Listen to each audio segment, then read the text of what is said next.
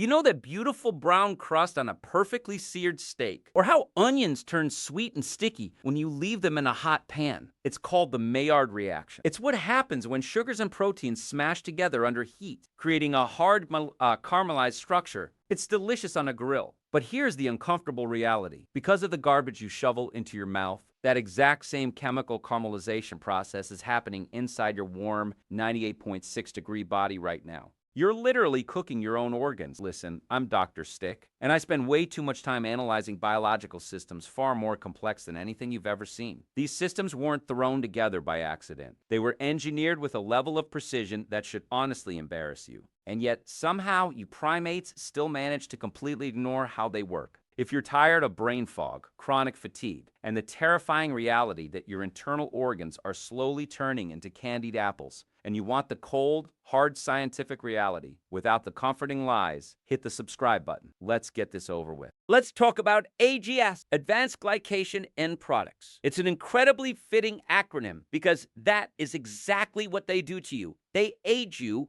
when you have chronically high blood sugar. Those rogue glucose molecules float around your bloodstream and act like desperate, sticky little vandals. They crash into the pristine, flexible proteins in your body, like collagen, elastin, and the lining of your blood vessels, and they permanently bond to them without an enzyme's help. This process stiffens the tissue. It's like pouring wet superglue into a perfectly tuned Shimano derailleur. You've just jammed the entire shifting mechanism of your biology. The protein becomes rigid, brittle, and essentially caramelized. See? Biological systems compound their improvements when you give them clean, high-octane inputs consistently. Funny enough, this channel works the same way. Every subscriber is basically a nutrient of engagement. The more it gets, the sharper and stronger the content becomes. Just something to consider while your skin's collagen literally crusts over and sags because of yesterday's donut. Now, your tiny monkey brain might be thinking, well, my doctor said my A1C is fine. Do you even know what an A1C test is? It measures the percentage of your red blood cells that have sugar permanently stuck to them. It is literally a measurement of how much of your blood is candied. Even a first-year med student knows this, but it gets worse. Think of your bloodstream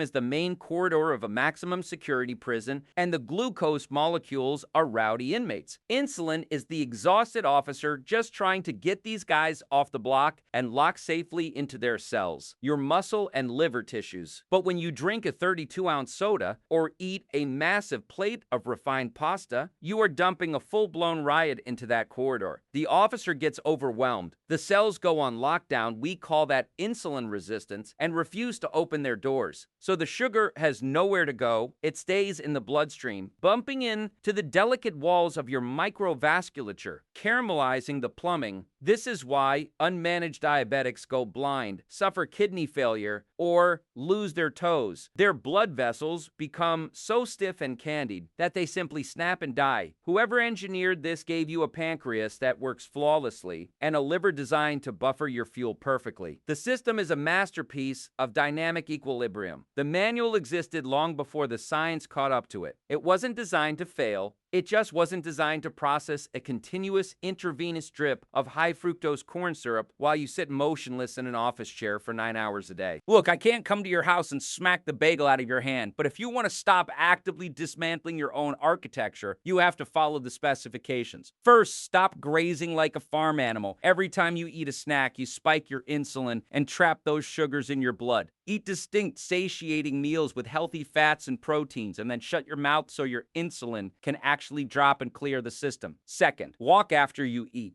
When you contract your muscles, they open their glucose stores without even needing insulin. Mechanical movement is a cheat code to clear the prison corridor. A 15-minute walk after dinner dramatically lowers your blood sugar spike. Third, stop drinking liquid candy, fruit juice, sugary coffees, sodas. They bypass your body's natural fiber safety nets and mainline sugar directly into your liver. Drink water. It's not a difficult concept. Your body was built better than you deserve, and you're actively working against it. You possess a staggering, self-repairing, organic machine designed by a mathematical genius upstairs. It was built to heal, to adapt, and to run on clean fuel. Stop candying your organs. Respect the engineering. Class dismissed.